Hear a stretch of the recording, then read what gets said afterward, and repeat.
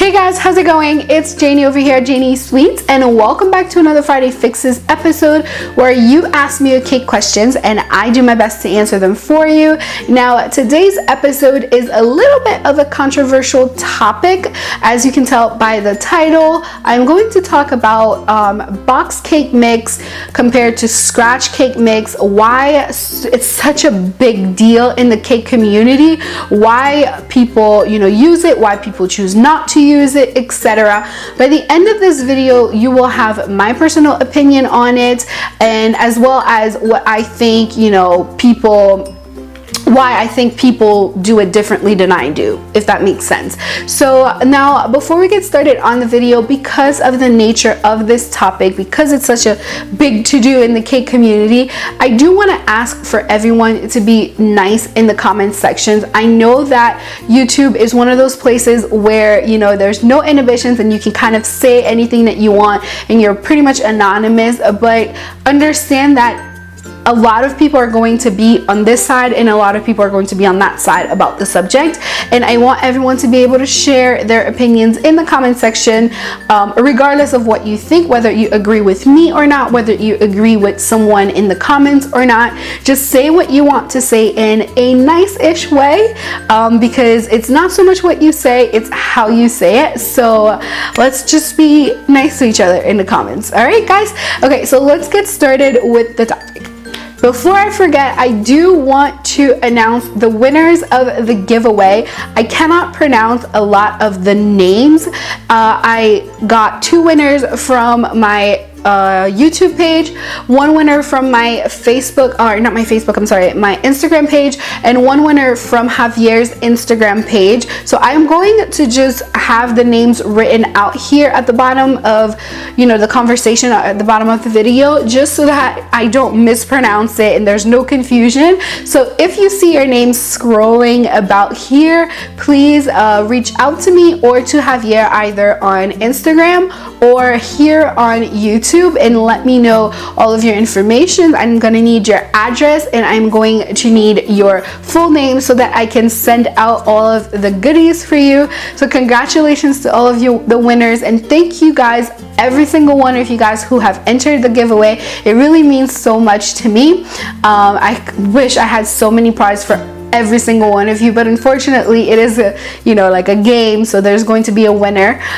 So yeah, thank you guys for entering. Now let's get started with the video. And now the reason why I want to talk about this is because somebody had sent me a DM message and said that she makes her cakes from box, and a lot of people have told her that she needs to disclose this to her clients because, it made her less of a baker, compared to somebody who's doing it from scratch, and that she should actually charge less.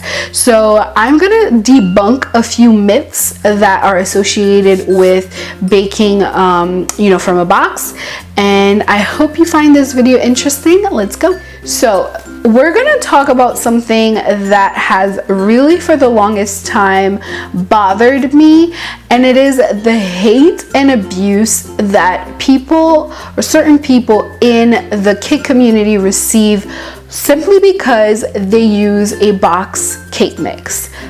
Now, I tried to look for a valid reason, like a legit reason why a lot of people who use a scratch recipe hate, because that's the word, on box people. And there's nothing that really sticks, because it can't possibly be the price. You're on the advantage side if you use a scratch recipe. I did the math. I compared what my scratch recipe would cost to make an 8-inch cake and then what a box would cost to make an 8-inch cake, and you're saving a couple of cents. Actually, I mean, it's not much, but you're saving a couple of cents, quite possibly dollars in the long run if you're using scratch. So you're on the advantage side. So I don't see why the price would be an issue. Then I looked at maybe it's how easy it is. To be honest with you, not many scratch recipes are that much harder than the box mix. Yes, there's more that can go wrong with the scratch recipe, because in the box there are different things that they put in it that pretty much makes it foolproof. I mean, a 3-year-old could probably, you know, nail a box mix. However, it's not that much more difficult to make a scratch you know, recipe than it would be to make a box one. So the difficulty level is definitely not it. Then I looked at something that could be potentially be, you know, the problem is that when you're doing something from scratch, there's a lot that goes into it as far as like in the back end. There's a lot of research that went into it. I mean, for me personally, to get my vanilla cake to where I actually really liked it, it took me forever. It took me forever to research the recipe, first of all. I mean, back then there was no YouTube. I mean, YouTube existed, but it wasn't a big thing in the cake world.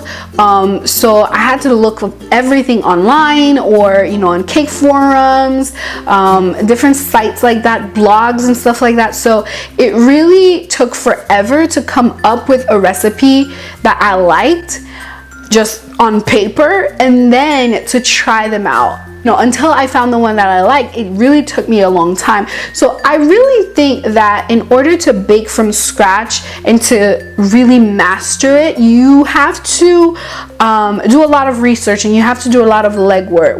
Whereas it doesn't really take as much time and effort on your end to make the box. The box is always going to turn out good no matter what. I mean, you really have to mess it up big time for it to not come out. So I think that's what it comes down to, you know, like it's like a skill almost to be able to bake from scratch, whereas from a box anybody can do it. So I think it's a little bit of a bitterness from people who bake from scratch, why they dislike people who bake from a box mix, but otherwise I really cannot find a reason why. Now I'm going to talk about a couple of myths that there are associated with box bakers, and why I think they're completely, you know, there's no truth behind them. Now, the first one is that it makes you less of a baker. Yes, in a sense, you're not researching the proper recipe, and you're not really putting a lot into it. You're just kind of throwing everything together. However, if you are someone who is trying to make dessert cakes, right, I could see where that could affect you. If you're just making fondant cakes, like, you know, your Paw Patrol cakes, your, you know, 2-tiered flowers, cakes, like things like that, I don't see why or how that would affect you or make you less of a baker. If you're a home baker who's making like design type of cakes, and what you're focusing on are the design of the cake, then big whoop, like nobody is really going to worry about what's inside. I mean, the box mix tastes delicious. A lot of people like them. A lot of research, you know, and engineers, if you will, have thought a lot about you know, the recipe to make it proper and to, you know, make sure that everybody likes it. So you are guaranteed to have people like your cake no matter what. Now, what you're gonna focus on and what people are paying you for are the design of the cake. So why does it matter? Why should it matter what's inside, right? Another myth is that you're the only one who's doing it, and that most home bakers are using scratch recipes. Now, I can tell you that it is the biggest lie you will ever tell yourself, or if somebody has told you this is the biggest lie that they will ever tell you. It is more common than you think. I honestly think that using a box mix in the cake world is equivalent to co-sleeping in the parenting world. You know, being a mom and telling people that you sleep with your child on the same bed as you, like with your baby in the same bed as you, people look at you like you have 5 heads. Like, don't you know this is so dangerous, you shouldn't do it? But if you ask people, if you ask 5 parents if they've done it, at least 3 of them have. They just won't say it because it is something that for some reason is very shameful and, you know, very taboo. And we're not going to get into, you know, the co-sleeping, but more the the box mix, more people than you think have used and are still using box mix. You would be surprised, like blown away, the amount of people who do it. So don't feel ashamed or embarrassed to say, yeah, I use a box mix. Another misconception is that, or a pressure that a lot of people from the box community get, is that they should disclose that to their clients. They should tell their clients that they're using a box mix. Are you crazy? I mean, honestly, this makes as much sense as someone from, making something from scratch telling them that, oh, by the way, I didn't churn my own butter. Like, no, the client is not gonna care. They won't know the difference, first of all. They're not gonna care. They really, really couldn't care less. Like, again, like I said, if you're making dessert-based things, then maybe you should say it. And even then, I don't think you should. But if you're just making a cake just to make a cake, that the client is paying you for the design, not so much the cake. Does that make sense? As long as it tastes good, they're not going to care where it came from. So yeah, like, don't feel like you need to tell your clients. I think this is crazy, to force or say that, yeah, you should disclose this and tell people that I use a box cakes mix. They're not gonna care, trust me. They won't know the difference. That brings me to the next subject, is that people will tell you, I can tell they've used a box mix. Now, I will tell you this. It is extremely hard to tell if somebody has used a box mix versus a scratch. The thing with a box mix is that most times it's actually going to be better, taste a lot better than a regular from scratch. Like 9 times out of 10 it will, because so much research, again, like I said, have been put into it, that people are going to do so many trials before they put it on the shelf, that that thing tastes damn good. Now, I want to first break down what is in the box mix. Like, a lot of people think that there's some kind of voodoo magic in there, and like your cakes turn out perfect with like fairy dust. No, that's not what it is.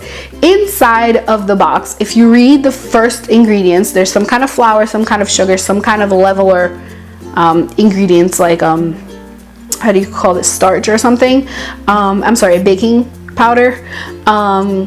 To make the cake rise. And then there are stuff that are going to make it tender, like emulsifiers and whatnot, and then different kind of additional ingredients to keep the freshness. And all you have to add are the wet ingredients, so your eggs, your water, and your oil, and there you go. You mix everything together, you have a cake.